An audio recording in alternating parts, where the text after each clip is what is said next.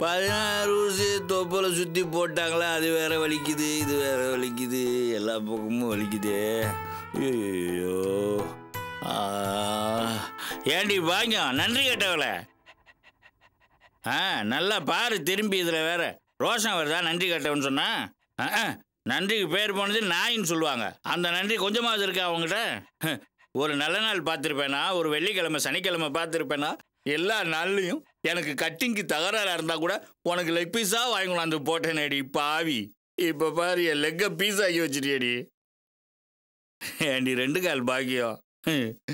கடிப்பட்டனா வெறும் பச்சை தண்ணியாக குடிச்சிட்டு கிடக்குற, உப்பு இல்லாத கஞ்சியாக ஊத்துற.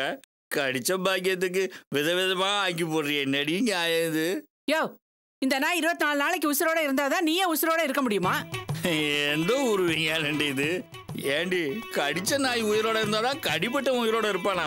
கொஞ்சம் கூட உனக்கு மூளை வேலையே செய்யாதா? 6வது அறிவை யூஸ் பண்ணடி. போதும் நிறுத்தியா? ஆமா, உன்னோட 6வது அறிவு 7வது அறிவு இதெல்லாம் பயன்படுத்தி தான் இந்த நாய்கிட்ட இப்ப கடிப்பட்டு வந்து கிடக்குறதுல. அன்னைக்கே சொன்ன அந்த ஜோசியன் வர 23ஆம் தேதி வரைக்கும் உனக்கு எதுவுமே அடிபடக்கூடாது, அப்படி அடிபட்டதுன்னா உன் உசுருக்கு ஆபத்துன்னு சொன்னான். அவன் சொல்லி வாய முடியல. அடுத்த நாளே இப்படி நாய்கிட்ட கடிபட்டு வந்து படுத்து கிடக்குற. இதை நினைச்சா என் ஈரக்கொலையே நடுங்குது. அடிப்போடியா அறிவு கட்டவல. நான் ஏதோ போதையில நாய்கிட்ட போய் காலை காட்டினேன், அது ஏதோ ஒரு கோவத்துல என்ன கடிச்சிருச்சு. இதுல எங்க இருந்து வந்துச்சு உன் ஜோசியமும் ஜாதகமும்? அம்மா அப்படி சொல்லாதய்யா. இத்தனை நாள் கடிக்காத நாய் இன்னைக்கே கடிச்சுது. அதுவும் நீ பாசமா வளர்த்த நாய். இத பாரு, நீ இப்படி ஜோசியத்தை நம்பாம ஒதுக்கி ஒதுக்கி வைக்கிறதுனால தான் நடக்க கூடாதெல்லாம் நடந்துகிட்டு இருக்கு. அது சரி, நீ கூட தான் நல்லா பழகுற. ஒரு நாளைக்கு படக்குன்னு வாயால கடிச்சு வைக்கல, அது மாதிரி தான் எதுவும் குறைக்காத.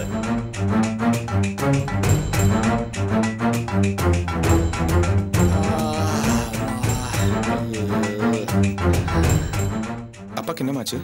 பாக்கியம் கடிச்சிச்சுப்பா.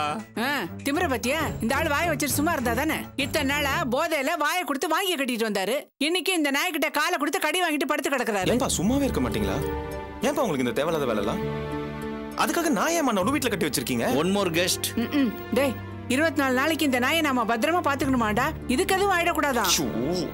அதுக்காக இப்படி ராணி, முதல்ல நாயை வெளில கொண்டு போ. பார்த்து கைட்டி கொண்டு போமா, உடனே எந்த இடத்துலயாவது கடிச்சு வச்சிட போகுது. ராணி ராணி, இந்த பாரு பாக்கியத்தை வாங்கி வச்ச பொறைய கொண்டு போகலையே. பாத்தியா, இந்த ஆளுக்கு கடி வாங்கி திமிர அடங்குதானே. சும்மா இருங்க. பாக்கியம் பசியோட இருக்குண்டா. இந்தாங்கம்மா. செல்வம், உங்க அப்பா நினைச்சா எனக்கு ரொம்ப பயமா இருக்கு. எதுக்குமா? அது ஆஸ்பத்திரி கூட்டு போயிட்டு வந்துட்டீங்களா? அப்புறம் என்ன பயம்? அது இல்லப்பா, அந்த ஜோசியர் இன்னைக்கு நம்ம வீட்டுக்கு வந்திருந்தாரு. எந்த ஜோசியர்? அதான் அந்த செத்து போன ஜாதத்துக்கு பலன் சொல்லல அந்த ஜோசியர் தான். அவர் எதுக்கு நம்ம வீட்டுக்கு வந்தாரு? நான் சிந்தாமணி அக்கா மேல கோவப்பட்டேன்ல, அது தெரிஞ்சு அவங்க அந்த ஜோசியரை நம்ம வீட்டுக்கு கூட்டிட்டு வந்தாங்க. செல்வம், அவர் சொன்னது எதுவுமே தப்பு இல்ல செல்வம், எல்லாமே சரியா தான் இருக்கு. என்னம்மா சொல்றீங்க? ஆமாப்பா, அன்னைக்கு அந்த ஆள் சொன்னதுக்கெல்லாம் இன்னைக்கு வந்து கரெக்டா விளக்கம் சொன்னாரு. அது மட்டும் இல்ல, இந்த சாந்தி முகூர்த்தம் நடந்ததுனால வர 23ஆம் தேதி வரைக்கும் இந்த ஆளுக்கு எதுவும் அடிபடக்கூடாதான். ஏதாவது அப்படி அடிபட்டதுன்னா இந்த ஆளு உச்சிருக்கு ஆபத்துன்னு சொன்னான். அந்த ஆளு சொன்னதுக்கு ஏத்த மாதிரி இப்ப இந்த மனுஷன் அடிபட்டுக்கிட்டு வந்து உட்காந்துருக்காரு. அதான் எனக்கு திக்கு திக்குன்னு அடிச்சுக்குது. சாந்தி முகூர்த்தம் நடந்ததால் தானே அப்பா உயிருக்கு ஆபத்துன்னு சொன்னா. கவலைப்படாதீங்க. என்னப்பா சொல்ற? அதெல்லாம் அப்பாவுக்கு எதுவுமே ஆகாது, கவலைப்படாதீங்கன்னு சொல்றேன்.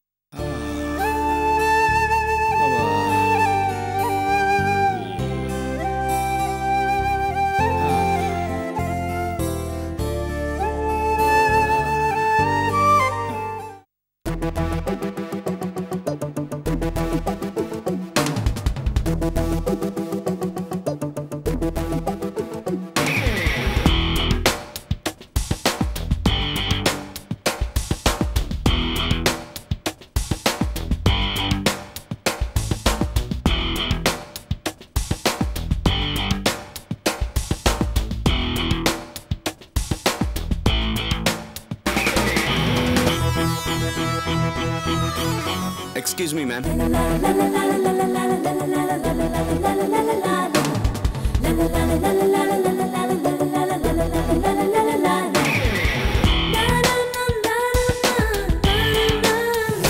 எதுக்கு நீங்க வந்த?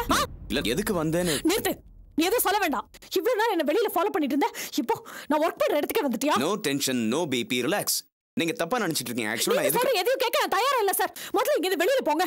இத பாருங்க, நான் I say you just get out from here. என்ன நந்தினி, ஏன் இவ்வளவு டென்ஷனா இருக்க? என்ன ப்ராப்ளம்? உங்களுக்குள்ள என்ன பிரச்சனை?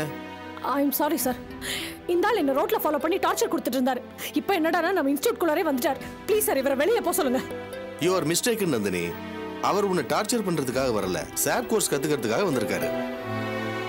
என்ன சார் சொல்றீங்க? ஆமா நந்தினி, இவர் இப்ப நம்ம ஸ்டூடெண்ட். நீ தான் இவருக்கு கிளாஸ் எடுக்கணும். ஐம் சாரி சார், என்னால இவருக்கு கிளாஸ் எடுக்க முடியாது. வாட் நந்தினி, இங்க வர ஸ்டூடெண்ட்ஸுக்கு எல்லாம் கிளாஸ் எடுக்க வேண்டியதானே உங்க ஜாப். அதை செய்ய முடியாதுன்னு சொன்னா எப்படி? Sir please try to understand me. இவர் கோர்ஸ் கத்துக்கிறதுக்காக இங்க வரல, என்ன டார்ச்சர் பண்றதுக்காக தான் இங்க வந்திருக்காரு. இங்க பாருங்க, நீங்க வேற யாருக்கு வேணா சொல்லுங்க, நான் கிளாஸ் எடுக்கிறேன். ஆனா இவருக்கு என்னால எடுக்க முடியாது சார். சார், உங்ககிட்ட ஒரு உண்மையை சொல்லணும். ஆரம்பத்தில் என்னவோ இவங்களை ஃபாலோ பண்ணது உண்மைதான். ஆனால் என்னைக்கு இவங்க கூப்பிட்டு என்ன வான் பண்ணாங்களோ அதோட அதை விட்டேன் சார். இப்போ நான் இங்கே வந்திருக்கிறது முழுக்க முழுக்க கோர்ஸை கற்றுக்கிறதுக்கு தான். என்ன நம்புங்க சார். சார், இது எவ்வளோ பெரிய இன்ஸ்டிடியூஷன். இங்கே எப்படி மேனேஜரோட நடந்துக்கணும்னு எனக்கு நல்லா தெரியும். இவங்க கிட்ட நிச்சயமா மிஸ்பிஹேவ் பண்ண மாட்டேன். அப்படி இவங்க கிட்ட மிஸ்பிஹேவ் பண்ணன்னு உங்களுக்கு தகவல் வந்துச்சுன்னா உடனே அனுப்பிச்சிருங்க. இவ்வளவு தெளிவா இருக்கிற இவரு உங்ககிட்ட தப்பா நடந்துக்குவாருன்னு எனக்கு தோணல நந்தினி. சப்போஸ் அவர் இங்க உங்ககிட்ட தப்பா நடந்துகிட்டாருன்னா என்கிட்ட கம்ப்ளைண்ட் பண்ணுங்க, நான் ஆக்ஷன் எடுக்கிறேன். இப்ப அவர் நம்ம ஸ்டூடெண்ட், நீங்க அவருக்கு கிளாஸ் எடுக்கிறீங்க. ஓகே, நீங்க போய் உட்காருங்க. Thank you, sir. நந்தினி, நான் கொஞ்சம் வெளியே போயிட்டு வந்துடுறேன். சார் சார் என்ன சார் நான் சொல்லிட்டே இருக்கேன். நான் எங்க உட்காரணும்? என் சீட் அது தெரியும், எனக்கு நல்லா தெரியும். நீ என்கிட்ட வம்பு பண்றதுக்கு தான் இங்க வந்து ஜாயின் பண்ணிருக்க. இங்க பார், என் வேலையை ரிசைன் பண்ணாலும் பண்ணுவேனே தவிர உன்ன மாதிரி பொறுக்கிக்கலாம் நல்ல கிளாஸ் எடுக்க முடியாது. என்ன பார்த்து நீங்க பயப்படுறீங்க. என்னது? நான் இது கூட பார்த்து பயப்படணும்? ஏன்னா உங்க மனசை என்கிட்ட பறி கொடுத்துருவீங்கன்னு பயம் உங்களுக்கு. அந்த மாதிரி பயம் ஒண்ணு என் மனசுல இல்ல. அப்புறம் ஏன் இங்க இருக்க மத்த ஸ்டூடண்ட்ஸ் மாதிரி என்ன ட்ரீட் பண்ண மாட்டேங்கிறீங்க? உங்களால என்ன அப்படி ட்ரீட் பண்ண முடியாதுன்னு எனக்கு நல்லா தெரியும். அப்படி எல்லாம் ஒண்ணும் இல்ல. நீயும் மத்தவங்க மாதிரி ஒரு ஸ்டூடண்ட் தான். அங்க பார், உன் சேர் இருக்கு, வா வந்து உட்கார்ந்து தொலை.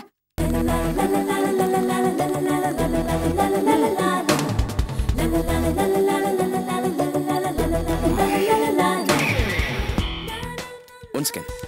என்ன?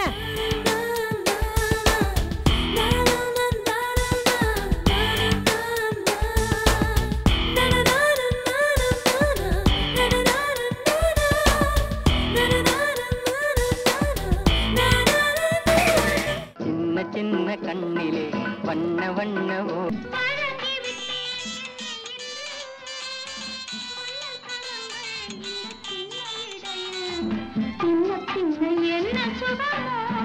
கூத்தாடும் கொண்டையிலே கொஞ்சுதடி மல்லியப்பூ, கூத்தாடும் கொண்டையிலே கொஞ்சுதடி மல்லியப்பூ.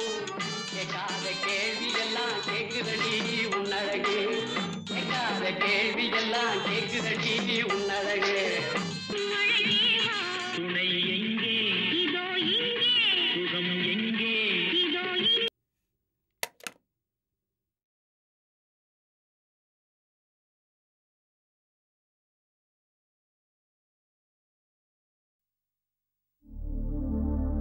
மூணு மிஸ்டு கால் வந்திருக்கே. அப்பா எதுக்காக ஃபோன் பண்ணிருப்பாரு? சொல்லுங்கப்பா. ஏமா எங்கம்மா போன நீ? எத்தனை மணி ஃபோன் பண்றது? போனை விட்டு எங்க போன நீ? ஏன்பா, நான் என்ன எப்பவுமே ஃபோன் பக்கத்துல இருக்க முடியுமா? ஃபோனை பெட்ரூம்ல வச்சுட்டு நான் ஹால்ல டிவி பார்த்துட்டு இருந்தேன். இப்பதான் வந்து செல் எடுத்து பார்த்தேன், உங்க மிஸ்டு கால் இருந்தது. லேண்ட்லைனுக்கு ஃபோன் பண்ணிருக்கலாம்ல. ஏமா, லேண்ட்லைனுக்கு ஃபோன் பண்ணா 1 ரூபாய் ஆகும். ஓ செல்லுக்கு ஏ செல்லுக்கு வெறும் 10 பைசா தான். 90 பைசா மிச்சமாகும்ல. அதை என்னைக்கு தானே புரிஞ்சுக்க போறியோ? அப்பா, உங்க கஞ்சத்தனத்தை நீங்க எப்பதான் நிறுத்துவீங்களோ? சரி, என்ன விஷயம்னு சொல்லுங்க. அம்மா, நாங்க டெல்லியில இருந்து புறப்பட்டு சென்ட்ரல் வந்து அங்கிருந்து ஒரு ட்ரெயினை பிடிச்சி கோடம்பாக்கம் ஸ்டேஷன் வந்துட்டோம். டிரைவரை வண்டி எடுத்துட்டு வர சொன்னானே, என்ன ஆச்சு? இல்லப்பா, டிரைவர் இன்னைக்கு லீவு. நீங்க அவனுக்காக வெயிட் பண்ணிட்டு இருக்க வேண்டாம், வேற ஏதாவது வண்டியை பிடிச்சு வந்துருங்க. ஐயோ, வரலையா? ஆமாப்பா. சரி, நான் பாத்துக்கிறேன், நீ ஜாக்கிரதையா இருமா. சரிப்பா. என்னங்க என்னங்க உங்களுக்காங்க என்னாச்சுங்க? டிரைவர் லீவ் போட்டு போயிட்டானா, வரல. இந்த டிரைவருக்கு இதே வேலையா போச்சு. மாசத்துல 15 நாள் கூட ஒழுங்கா வேலைக்கு வர மாட்டேங்கிறான். வீட்டுக்கு போனது முதல் வேலையை அந்த டிரைவரை மாத்துங்க. காருன்னு ஒண்ணு இருந்து என்ன பிரயோஜனம்? ஒரு ஆத்திர அவசரத்துக்கு எங்கேயாவது போக முடியுதா, வர முடியுதா? இப்ப கார்ல போறதா ரொம்ப முக்கியமா? ஒரு நாள் வாடகை வருமானம் போச்சேன்னு நானே வேதனை பட்டுட்டு இருக்கேன். அது கொஞ்சமா புரியுதா உனக்கு? பேசாதீங்க. வருமானம் என்ன வருமானம்? அது என்ன நம்ம சொந்த காரா? உங்க ஃப்ரெண்டு ஃபாரின் போற நிலைமையில காரை விற்க மனசு இல்லாம உங்ககிட்ட கொடுத்துட்டு போனாரு. திரும்பி வந்தா வாங்கிக்க போறாரு. அந்த காரை கொஞ்சம் கூட கூச்சம் இல்லாம கால் டாக்ஸியா மாத்தி காசு சம்பாதிக்கிறீங்களே, நீங்களும் ஒரு என்ன மனுஷான்னு கேக்குறியா? நான் வியாபாரிடி, எல்லாத்தையும் காசு கண்ணோட தான் பார்ப்பேன். காரை கொடுத்துட்டு போனானே ரத்னம், பெட்ரோல் செலவுக்கு பணம் கொடுத்துட்டு போனானா? அது மட்டும் இல்லாம காரை ரொம்ப நாள் நிறுத்தி வச்சிருந்தா கெட்டு போகும்டி. அதுக்காக தான் இந்த சைட் பிசினஸ்லாம். நல்லா பண்ணீங்க. டிரைவருக்கு விக்கிற விலைவாசிக்கு கொஞ்சம் கூட சம்பந்தமே இல்லாம குறைஞ்ச சம்பளம். உங்க வீட்ல இருந்து சோறு கொண்டு வா, எங்க வீட்ல இருந்து குழம்பு தரோன்னு 1008 கண்டிஷன் போட்டா எந்த டிரைவர் தாங்க வேலையில இருப்பான்? இது வரைக்கும் 15 பேர் மாறிட்டாங்க. இவனும் லீவு தான் போட்டானா இல்ல சுத்தமாவே நின்னுட்டானான்னு யாருக்கு தெரியும்? ஓடி போனா போறான், இன்னொரு நல்ல டிரைவர் நமக்கு கிடைக்காமல போயிடுவான். சரிங்க, அதெல்லாம் விடுங்க. ஒரு ஆட்டோ பிடிங்களே. ஆட்டோவா? இல்லைங்க, ஒரு ஷேர் ஆட்டோவாவது பிடிங்களே. அந்த அளவுக்கு ஆயிப்போச்சு அவனுக்கு. அரசாங்கத்துல எதுக்கடி பஸ் விட்டுருக்காங்க? நம்மள மாதிரி ஏழை பாளையங்களுக்கு தானே பஸ்ஸே பிடிச்சி போயிடுவோம். கொஞ்சம் தூரம் அப்படியே நடந்து வச்சுக்கோயே, பஸ் ஸ்டாப் வந்துடும், வீட்டுக்கு போயிடலாம். வா. கொஞ்சம் தூரமா? இன்னும் கொஞ்சம் தூரம் நடந்தா நம்ம வீடே வந்துருங்க. நல்ல ஐடியாவா இருக்கே. அப்போ 2 4 ரூபா மிச்சம். அப்படியே செஞ்சிரும். வா என்னங்க வா வா. என்னங்க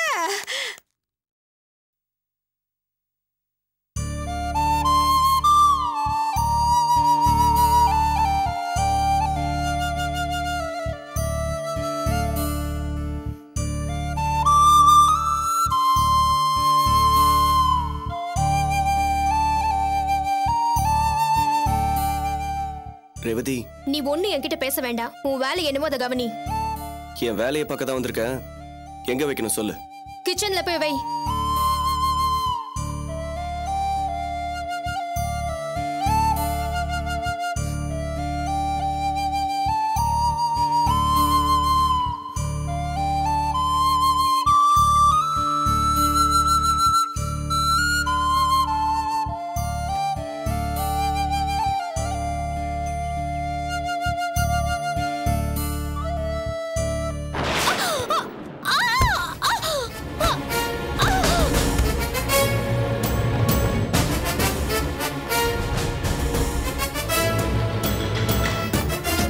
ரேவதி, ரேவதி,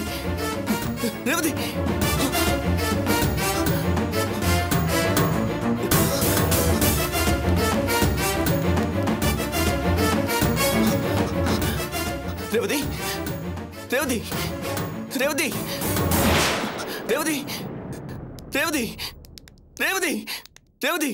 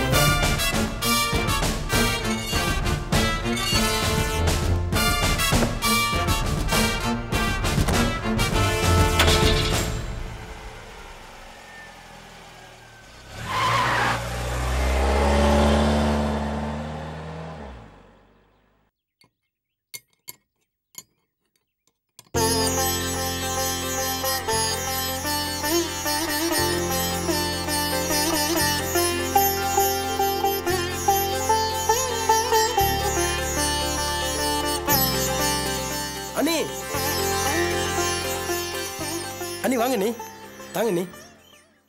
அண்ணே, அண்ணி வந்திருக்காங்கண்ணே.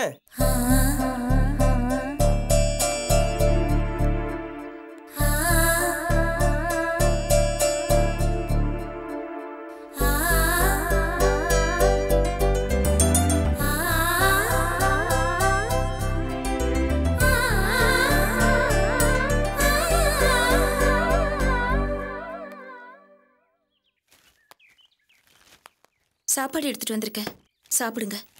நீங்களும் சாப்பிடுங்க. சரிங்க நீ.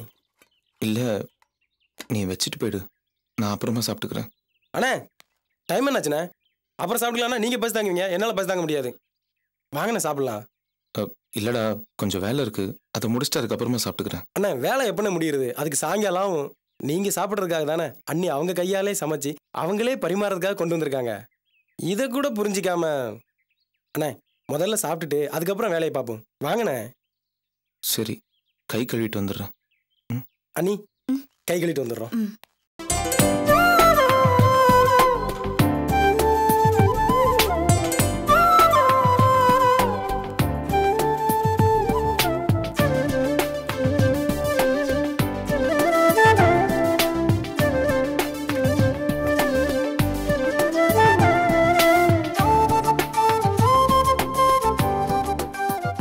அண்ணே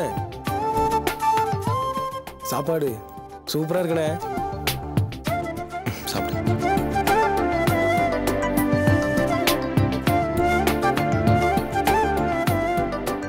அண்ணி இன்னைக்கு எல்லாமே அண்ணனோட ஸ்பெஷலா இருக்குது. இதே மாதிரி சமைச்சு போட்டிங்கன்னு வச்சுக்கீங்களேன் கூடி சீக்கிரம் பெருசாயிருவாரு. அப்புறம் வண்டிக்கு கீழே குனிஞ்சு நிமிந்து வேலை செய்ய முடியாம போயிடும். பார்த்துக்கங்க. டேய் வாயை மூட்டு சாப்பிட்றா. வாயை மூடிக்கிட்டு எப்படின்னே சாப்பிட முடியும்?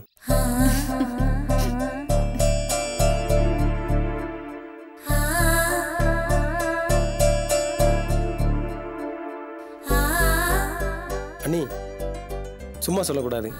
உங்க கைப்பக்குவம் சூப்பர். இத்தனை நாளா பொங்கல் தீபாவளி ஏதாவது விசேஷனா தான் அம்மா சாப்பாடு கொண்டு வருவாங்க. நாங்க நல்லா சாப்பிடுவோம். மற்ற நாள்லாம் கடையில தான் சாப்பிடுவோம். கடையில சாப்பிட்டு சாப்பிட்டு நாக்கே செத்து போச்சு. இன்னைக்கு உங்க கையால சாப்பிடும்போது தான் சாப்பாட்டோட உண்மையான ருசியே தெரியுது.